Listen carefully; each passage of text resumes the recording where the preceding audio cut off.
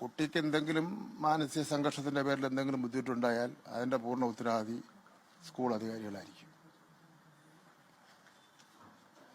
നമുക്ക് ഭരണഘടനയും അതുപോലെ തന്നെ വിദ്യാഭ്യാസ അവകാശ നിയമങ്ങളും ദേശീയ വിദ്യാഭ്യാസ നിയമങ്ങളും എല്ലാം ഉണ്ട്. അതിന്റെ അടിസ്ഥാനത്തിൽ മാത്രമേ വിദ്യാഭ്യാസം ചെയ്യുന്നതിന് വേണ്ടി കഴിയുകയുള്ളൂ. ഇവിടെ കഴിഞ്ഞ ഒരാഴ്ചക്കാലമായി ആ കുട്ടി അനുഭവിക്കുന്ന മാനസികമായിട്ടുള്ള സമ്മർദ്ദം എത്രമാത്രമാണ്. അങ്ങനെ ഒരു പെൺകുട്ടി ഒരു കൊച്ചു മോളോട് അങ്ങനെ പെരുമാറാൻ വേണ്ടി പാടുണ്ടോ?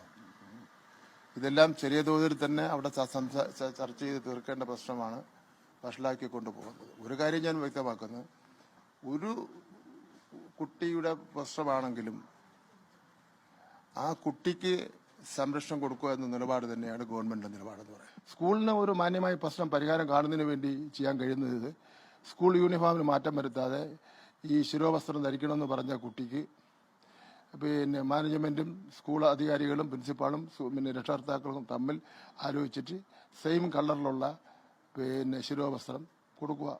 അപ്പോൾ പ്രശ്നം തീർന്നല്ലോ.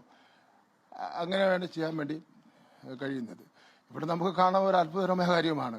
ശിരോവസ്ത്രം ധരിച്ചുകൊണ്ടുള്ള നിൽക്കുന്ന ടീച്ചറാണ് പിന്നെ കുട്ടിയോട് പറഞ്ഞത് ശിരോവസ്ത്രം ധരിക്കാൻ വേണ്ടി പാടില്ല എന്ന്. അതൊക്കെ ഒരു വിരോധാഭാസമായിട്ട് മാത്രമേ നമുക്ക് കാണുന്നതിന് വേണ്ടി പിന്നെ കഴിയുകയുള്ളൂ. അപ്പോൾ നമുക്ക് പ്രശ്നം പരിഹാരം കണ്ടെത്തി പോകണം. സ്കൂളിന്റെ അന്തരീക്ഷം സമാധാനം ഉണ്ടാക്കുന്നതിന് വേണ്ടി കഴിയണം.